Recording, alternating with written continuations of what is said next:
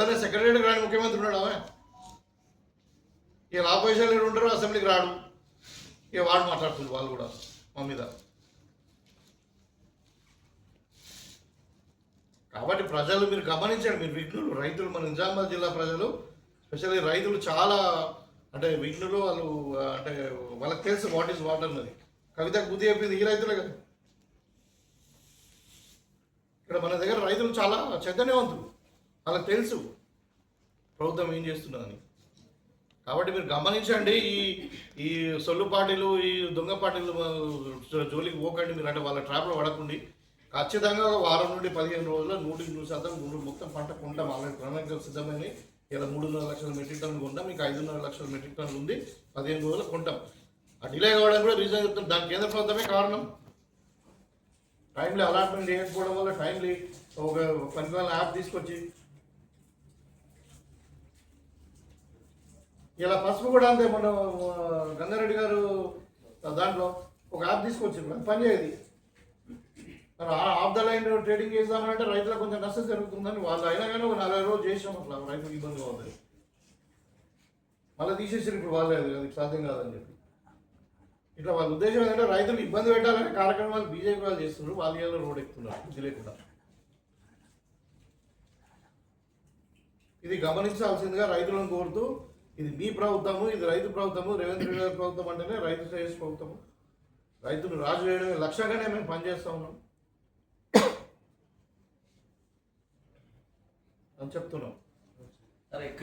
వాళ్ళు పెద్ద జూటా పార్టీని ఇలా వాళ్ళు రోడ్ ఎక్కుతున్నారు. ఏం ముఖం పెట్టుకుని ఎక్కుతున్నారు?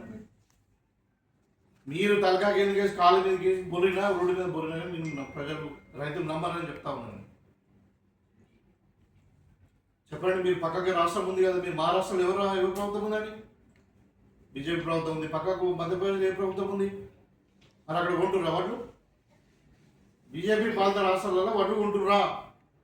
ఇక్కడ మేము రాజశేఖర రెడ్డి గారు స్థాపించినది ఫ్యాక్షన్ సెంటర్ల ద్వారా కల్లాలకు పోయి ఒక సిస్టమ్ ఎస్టాబ్లిష్ చేసి మేమే వడ్లు కొని కొలుసుకొని లారీలు పంపించి మనం కొలుసుకొని మనం వడ్లు కొంటూ ఉంటే డోర్ స్టెప్లో రైతుకి ఇబ్బంది కావద్దని అక్కడ కొంటుర్రా వాళ్ళు? చూడండి, మీరే పోయి ఒకసారి అడిగి మనం పోదామంటే పోదాం. మహారాష్ట్రలో రైతు దగ్గర వడ్లు కొంటున్నారు, మన వాళ్ళు ఏం ముఖం ఉంది? మీ రాష్ట్రాలలో చేయరు రైతులకు కావాల్సిన పనులు. అంటే ఇట్లా ద్వంద్వ వైఖరి ఉంటుంది బీజేపీ వాళ్ళు టోటల్ రైతు వ్యతిరేకం. వాళ్ళు ఇవాళ నల్ల చట్టాలు తెచ్చింది ఎవరు? బీజేపీ కాదా? నల్ల చట్టాలు తెచ్చి పార్లమెంట్లో బిల్లు పెట్టి మళ్ళీ వాపసు తీసుకునే ఎవరు? దేశానికి క్షమాపణ చెప్పి వాళ్ళు కూడా ఇలా కాంగ్రెస్ పార్టీ గురించి, రైతుల గురించి మాట్లాడుతున్నారు. నేను ఒకటే రైతులకు విజ్ఞప్తి చేస్తా ఉన్నా, ఇది రైతు ప్రభుత్వము, ఇది మీ ప్రభుత్వము. మీ ప్రతి గింజ మేము కొంటాం.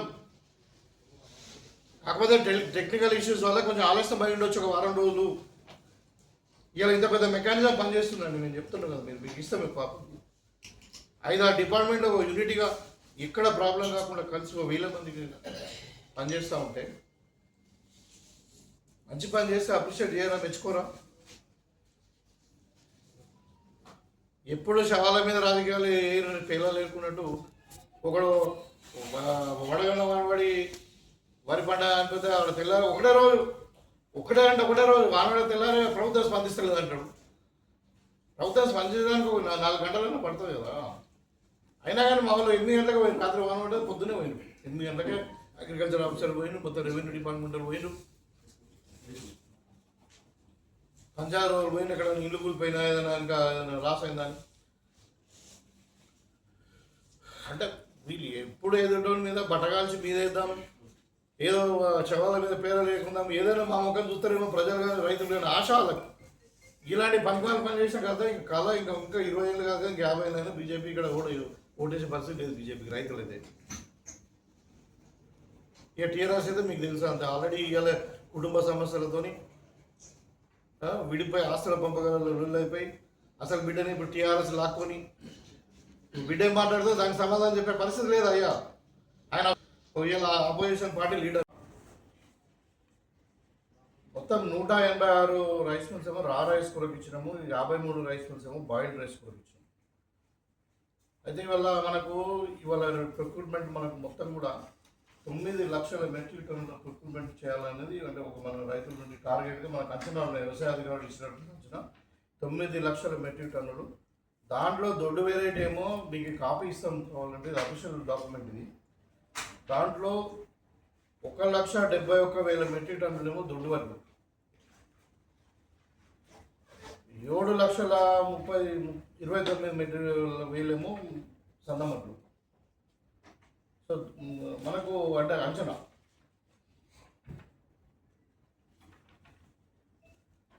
7,29,000 మెట్రిక్ టన్నులు సన్నమడ్లు, 1,71,000 వడ్లేమో దొడ్డు వడ్లు. మొత్తం మీద 9 లక్షల మెట్రిక్ టన్నులు ప్రొక్యూర్ చేయడానికి కావాల్సిన యంత్రాంగం అంతా కూడా మనం సిద్ధం చేసుకుని, తర్వాత సొసైటీల ద్వారా 543 సన్నమడ్లకు అంటే మిగతా మొత్తం సెంటర్స్ కలిసి రా అండ్ బాయిల్ కలిసి మొత్తం 800 సెంటర్స్ మనము చేస్తున్నాం. దీంట్లో ఆ రైస్ మిల్స్ కూడా మనం మొన్న జిల్లాలో ఉన్నాయి మొత్తం కూడా 239 రైస్ మిల్స్, ప్రతి రైస్ మిల్స్ మనము ఇంక్లూడ్ చేసాం.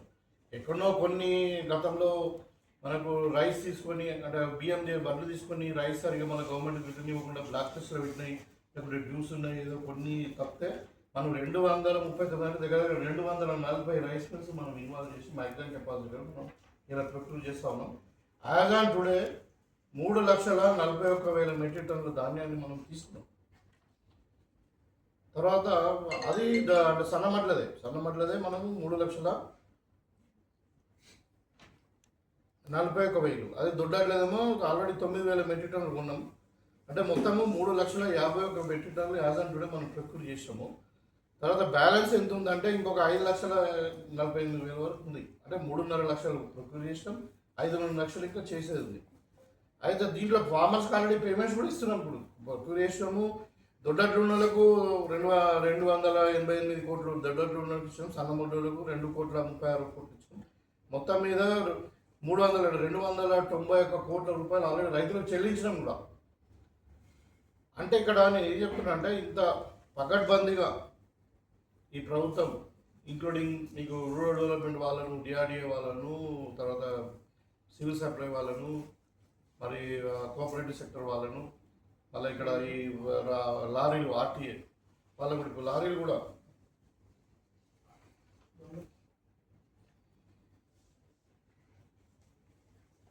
లారీలు మనము వెహికల్స్ మనం వాడుతూ సిస్టమేటిక్గా ప్రొక్యూర్ చేస్తాం. అయితే ఇప్పుడు కొంచెం కొద్దిగా ఆలస్యమైంది. ఎందుకు ఆలస్యమైందంటే దానికి కూడా ఇప్పుడు మన దొడ్డాట్లు ఉన్నాయి. ఈ ఎండాకాలము ఏమవుతుందంటే అది మనకు చాలా ఊళ్ళల్లో కళ్ళాలు లేక రోడ్ల మీద ఎండ పోసి ఎండకు కొన్ని ఎక్కువ ఎండిపోయి మాయిశ్చర్ పెట్టుకుంటుందంటే 10 to 15, 17 ఉంటే మంచిగా వస్తుంది. Suppose it is less than 12% moisture ఉంటే నూకలు అవుతాయి. సో ఆ నూకలు అవుతున్నాయి. దాని మీద మరి మనము ఏం చేసినామంటే ఇప్పుడు జనరల్గా మనము ఈ సీజన్లో ఈ యాసంగి సీజన్లో ఎక్కువ మటుకు దొడ్డు వాటిని మాత్రం మనము పార్బాయిల్డ్ రైస్ మిల్స్ ఇస్తాం. రా రైస్ కాకుండా బాయిల్డ్ రైస్కి మనము ఇస్తాం అన్నట్టు. ఎందుకంటే నూకలు కాకుండా ఉండాలి. ఎందుకంటే ఒక క్వింటాల్లో వాటిలకు 67 కేజీల బియ్యం రావు కాబట్టి. సో ఏమైంది, ఇవాళ కేంద్ర ప్రభుత్వము రా రైస్ కొరకు పర్మిషన్ ఇచ్చింది కానీ దొడ్డట్ల కొరకు పర్మిషన్ ఇవ్వలేదు మొన్నదాకా. దాంట్లో మనకు నేను చెప్పిన ఇప్పుడు మీకు చెప్పిన 1,71,000 మెట్రిక్ టన్నుల దొడ్డట్లు మనకు అవసరం ఉంటే దొడ్డు బియ్యము, దానికి వాళ్ళు పర్మిషన్ ఇవ్వకుండా మొన్న ఒక 40,000 టన్నులకు ఇచ్చారు. అది రిక్వెస్ట్ చేయంగా డిపార్ట్మెంట్ సివిల్ సప్లై వాళ్ళు కేంద్ర ప్రభుత్వంతో ప్రపోజ్ చేసి అంటే వాళ్ళకు నెగోషియేట్ చేస్తే గవర్నమెంట్ సెంట్రల్ గవర్నమెంట్ వాళ్ళు 40,000 మొన్న ఇచ్చారు. మళ్ళీ మధ్యాహ్నం 3 రోజుల కింద 30,000 ఇచ్చారు. మనమేమో అట్లీస్ట్ మినిమం 1,00,000 మెట్రిక్ టన్నుల కన్నా మనం ఇవ్వమని చెప్పినాం. ఇంకొక 30,000 టన్నులు ఏదో ఇవాళ రేపు వస్తుందని అంటా ఉన్నారు. అంటే రీజన్ రాష్ట్ర ప్రభుత్వం కాదు, కేంద్ర ప్రభుత్వం దానికి కొనడానికి మనకు పర్మిషన్ ఇవ్వలేదు. తర్వాత ఇంకోటి ఏం చేసారు, మిడిల్ ఆఫ్ ద సీజన్లో మీరు మంచిగా అర్థం చేసుకోండి. ఇప్పుడు దీంట్లో ఒకటి యాప్ పెట్టిరు, ట్రాన్స్పోర్ట్ వాళ్ళకు యాప్ పెట్టిరు. యాప్ ఏంటంటే రైతు ట్రక్లో మాల్ నిండిన తర్వాత వెంటనే ఒక లారీ దాంట్లో అంటే రైతు డీటెయిల్స్తో పాటు లారీ డీటెయిల్స్ ఇచ్చిన తర్వాత ఒక మనకు రైస్ మిల్ వచ్చేస్తుంది దాంట్లో ఆటోమేటిక్గా. రైస్ మిల్ ఏమైందంటే పూర్తిగా అప్లోడ్ అయిన తర్వాత లారీ డీటెయిల్స్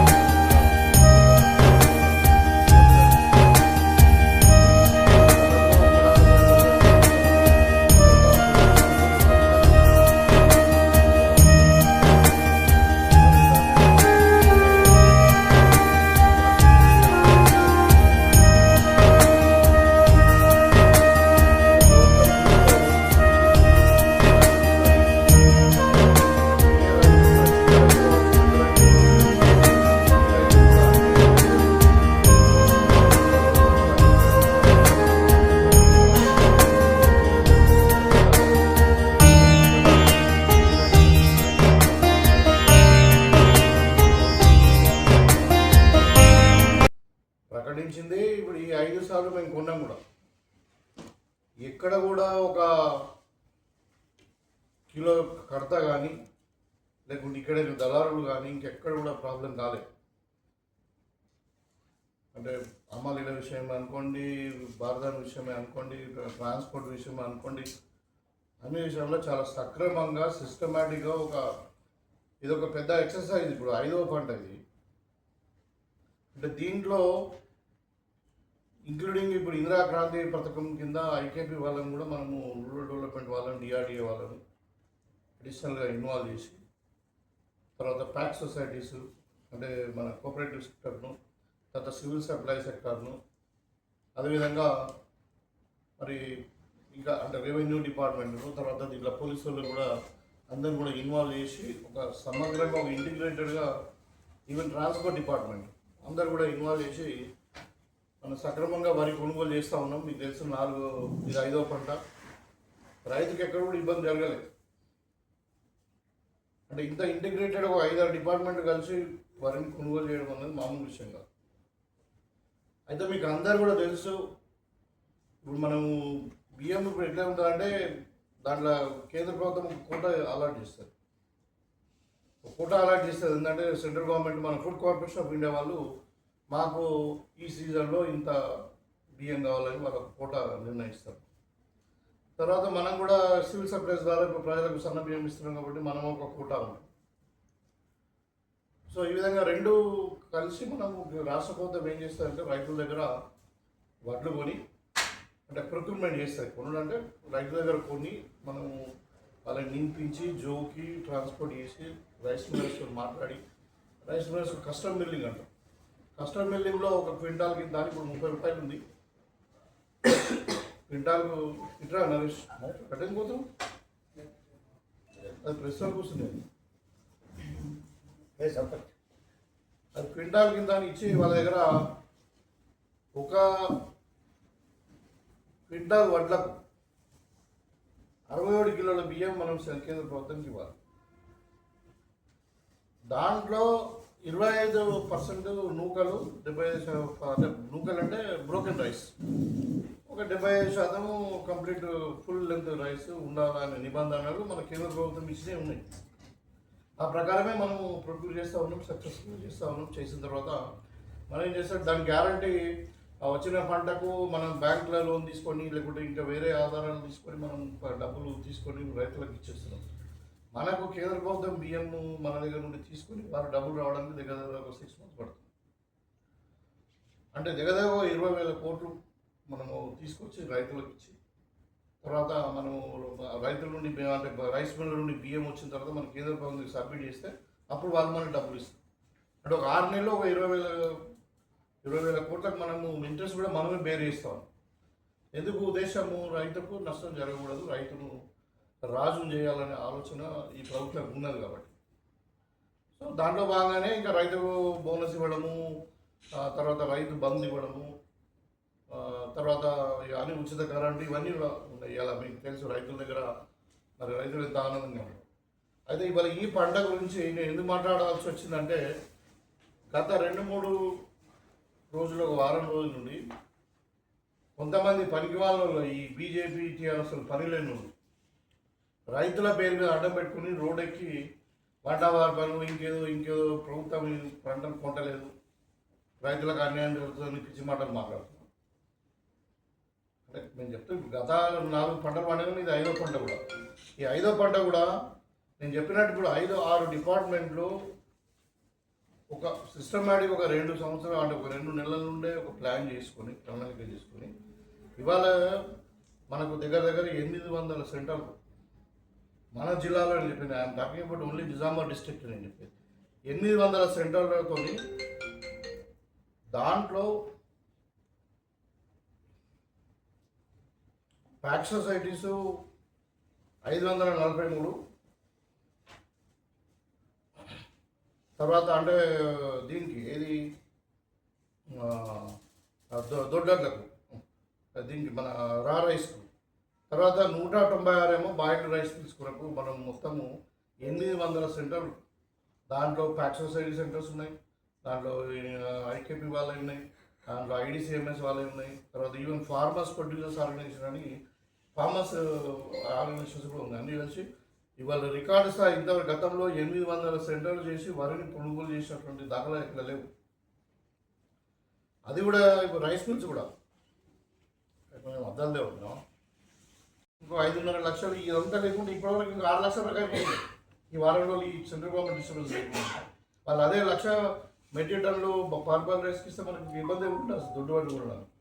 సో ఇవన్నీ రీజన్ ద్వారా కొంచెం ఆలస్యమైంది. యాక్చువల్గా మీరు లాస్ట్ ఇయర్ చూడండి, మనం మే ఎండింగ్ వరకు వచ్చినాం. ఇవాళ తొందరగా ఈసారి పంట వచ్చింది, ఒక 15 రోజులు ముందే పంట వచ్చింది ఒకటి.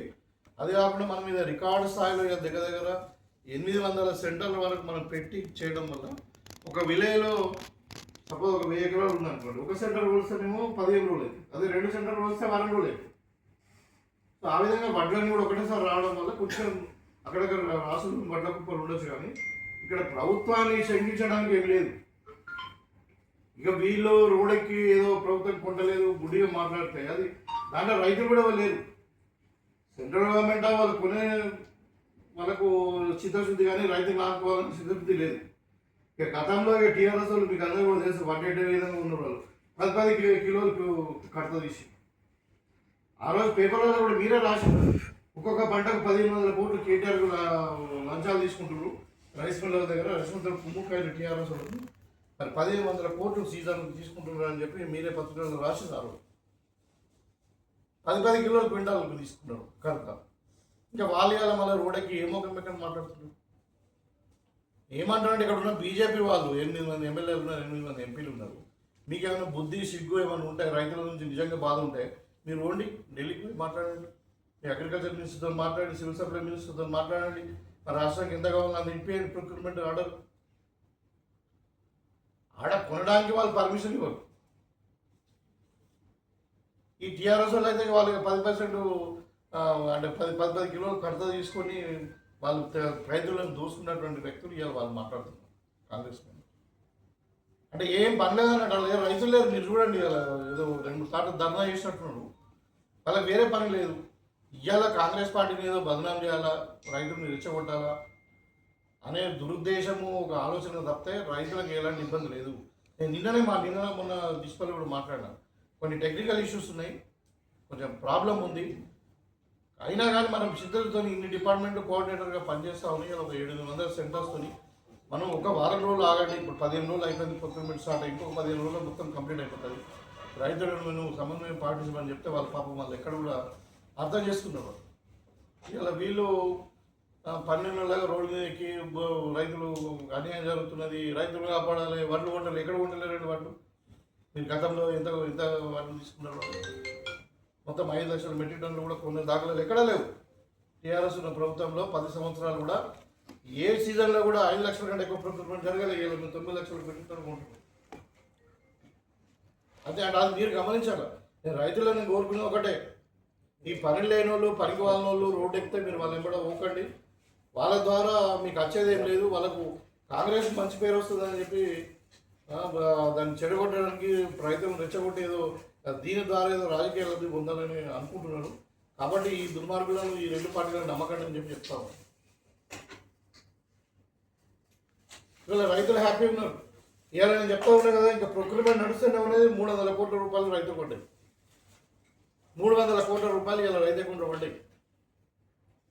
గతంలో ఎట్లా అయిందండి, నెల రోజుల దాకా 2 నెలల దాకా కూడా రైతు పడలేదు. ప్రతిదాకా అడ్డంకులు ట్రక్కులు ఉంటే మన గోనె సంచులు ఉండే లేబర్ ఉండరు, లేబర్ ఉంటే కొనుగోలు మిషన్లు ఉండవు, అట్లా ఉండేవి. ఇప్పుడు ఎక్కడ రైతుకు కాకపోతే పంట ఎక్కువ వస్తుంది, వాస్తవమే కొంచెం ఎండలు ఎక్కువ ఉన్నాయి కాబట్టి రైతు కొంచెం ఇంటాలరెంట్గా ఉంటాడు. ఎండలో మా ధాన్యం ఖరాబ్ అవుతుంది, నూకలు అయిపోతాయి అని వాళ్ళకి బాధ ఉండొచ్చు. రైతు బాధ మేము అర్థం చేసుకుంటాం. దాని గురించే ఇవాళ మనం రికార్డు స్థాయిలో 800 సెంటర్లు పెట్టి ఒక 800 వెహికల్స్ మొత్తం వీళ్ళ ఆర్టీఓ వాళ్ళతో మనకి అవసరం ఉంటే వేరే లారీలను కూడా ఇక్కడ డైవర్ట్ ఇస్తాం. ఇంత చక్కటి కార్యక్రమం ఇంత సీరియస్గా జరుగుతూ ఉంటే దీన్ని దుమ్మెత్తి పోయడానికి అంటే వాళ్ళు ఎంతో దుర్మార్గులో చూడండి. ఇలా వాళ్ళని రైతులు నమ్మే పరిస్థితి లేరు. రైతులకు తెలుసు ఏ ప్రభుత్వం ఏందని.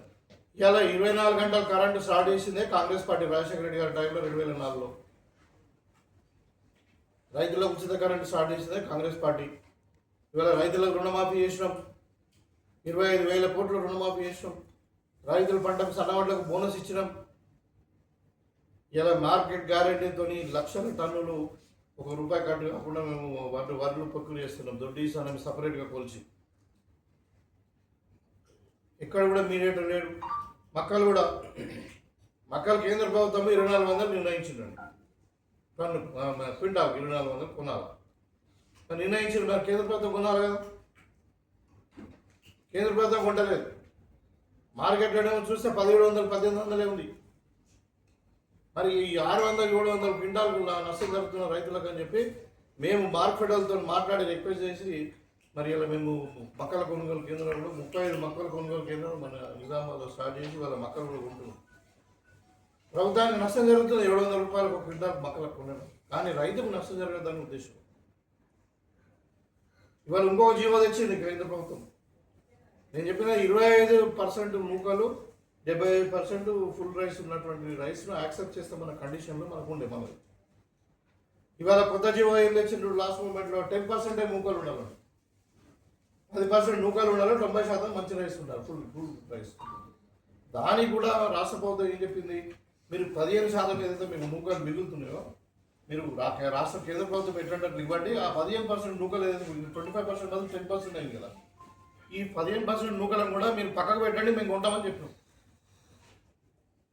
ఎందుకంటే రైస్ మిల్లర్ కూడా నష్టపోతే మళ్ళీ వారు కస్టమర్ మిల్లింగ్ చేయడం ఇబ్బంది అవుతుంది. వాళ్ళకి టార్గెట్లు పెట్టినాం. మీకు ఎక్కడ ఇంతకుముందు ఫ్రీగా రైస్ మిల్లర్ల వడ్లు పోసేసారు, ఎన్ని వడ్లు ఉన్నాయి ఎవరి దగ్గర ఎన్ని ఉన్నాయి కూడా తెలియదు, ఒక గ్యారంటీ లేదు. అందుకని వాళ్ళు బియ్యం అమ్ముకున్నారు, ఒక పంటకు వస్తే ఇంకో పంటకు రైస్ ఇచ్చారు, ఇవ్వలేదు. ఇలా మన జిల్లాలోనే ఇప్పటికి కూడా మేము ఒక 200 కోట్ల రూపాయలు రికవరీ పెట్టినాం. ఒక 200 కోట్లు ఇంకా అచ్చడి ఉన్నాయి, 200 రికవరీ అయినాయి. మీకు తెలుసు బోధనల కేసులు కూడా అయినాయి చాలామంది రైస్ మిల్ మీద పీడ్ యాక్ట్ కింద. ఇవాళ ఏం చేస్తున్నాం, దాని గ్యారంటీ కొరకు రైస్ మిల్ దగ్గర 10%, కొంచెం బ్లాక్లో లిస్ట్లో ఉండే అంటే పార్షల్గా కంప్లీట్గా ఇచ్చిన వాళ్ళకేమో రికవరీ ఇచ్చిన వాళ్ళకేమో 10%, మిగతా వాళ్ళకి 25% మనకు గ్యారంటీ తీసుకొని ఒక అఫిడవిట్ తీసుకొని వాళ్ళ దగ్గర తీసుకొని మనం రైస్ పెడుతున్నాం గ్యారంటీ కొరకు. ఖచ్చితంగా ఇచ్చిన బియ్యం వడ్లు బియ్యం మనకు వాపస్ ఇవ్వాల్సిందే, వాళ్ళు ఇవ్వకుంటే పెనాల్టీ వాళ్ళ బ్లాక్ లిస్ట్లో పెట్టి చేసినాం. ఇలా ఇంత పకడ్బందీగా ప్రభుత్వం చేస్తూ ఉంటే ఈ 7 పూటలు పొద్దుదాకా ఇలా ఎండలో రైతులను కొంతమంది తీసుకొచ్చి ఎండలో కూర్చొని పంట వార్పు చేసుడు అది ఏమో గతంలో మీరు చేయలేదు. రైతులు నిండా ముంచాడు మొత్తం. 1200 మంది రైతులు ఆత్మహత్య చేసుకునే టీఆర్ఎస్ ప్రభుత్వం టైంలో కాదు. రైతుల రుణమాఫీ చేస్తామని మోసం చేసింది మీరు కాదా? రైతుల దగ్గర 10 కిలోలు క్వింటాల్కు కడత తీసుకునే రైతులను దోసుకునేది మీరు కదా. ఇలా ఏం ముఖం పెట్టుకుని ధర్నాలు ఇస్తారు మీరు?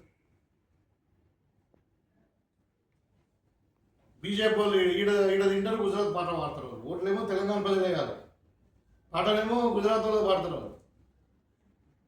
తిన్నింటి వాసాలు పెట్టే రకాలు అక్కడ మొత్తం మోడీ గారు ప్రభుత్వం ఏమో మొత్తం మీకు బీహార్కు ఉత్తరప్రదేశ్కు డబ్బులు తీసుకొని పోయి మనకు ₹1,00,000 మనం ఇస్తే మనకు 42 కాదు కదా. Actual they suppose to give 42%. మనం అఫీషియల్ డేటా మీరు చూస్తుంటారు, అసెంబ్లీలో బట్టి గారు చదివింది 25% ఇస్తున్నారండి. మన 1,00,000 కోట్లు మనం పంపిస్తే వాళ్ళు 25,000 కోట్లు మనకి ఇస్తున్నాం వాపస్. అదే గుజరాత్ మన ఏది బీహార్ కానీ ఉత్తరప్రదేశ్కు 6,00,000 కోట్లు ఇస్తున్నారు. ₹1కి ₹6 అక్కడ ఇస్తున్నావు, ఇక్కడ రూపాయికి చారణ మాకు ఇస్తున్నావు. అంటే తెలంగాణ ప్రజలు భారతీయులు కారా? ఇవాళ ముఖ్యమంత్రి గారు ఒక మంచి అంబిషన్తో ముందుకు పోతున్నారు.